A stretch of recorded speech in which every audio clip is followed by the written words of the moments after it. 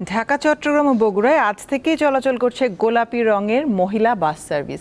এই সেবা নিয়ে সাধারণ মানুষ কি বলছেন? দীপ্ত সংবাদের নিয়মিত আয়োজন জনতার কথায় জানবো সেই কথা। নারী যাত্রীদের বাস যাত্রা নিরাপদ ও স্বাচ্ছন্দ্যপূর্ণ করতে রাজধানীসহ দেশের বিভিন্ন সড়কে চালু হলো মহিলা বাস সার্ভিস। গোলাপি রঙের এই বাস সার্ভিসটির মূল আকর্ষণ হলো ড্রাইভার থেকে কন্ডাক্টর সবাই নারী। গোলাপি রঙের এই সার্ভিসটি নিয়ে সাধারণ জনগণ কি ভাবছেন? ইয়াং স্টুডেন্টদের বাবা মা বা প্যারেন্টসরাও বা গার্ডিয়ানরাও হয়তো স্বাচ্ছন্দ্য বোধ করবে যে তাদের মেয়েরা একটা নারী বান্ধব বাসে চলাচল করবে, এবং যারা আমরা আমাদের বয়সী বা যারা আমাদের থেকে আরও বেশি বয়স্ক তারাও হয় স্বাচ্ছন্দ্যভাবে চলাচল করতে পারে বলে আশা করছি। পিছনে যে পুরুষ বসে থাকে সিটের মাঝখান দিয়ে হাত ঢুকাই দিচ্ছে, নারীরা প্রত্যেক দিন কোনো না কোনোভাবেই এটা শিকার হচ্ছে। তো যেহেতু মহিলা বাস সার্ভিস চালু হয়েছে, এটা মেয়েদের জন্য একটা বড় স্বস্তি।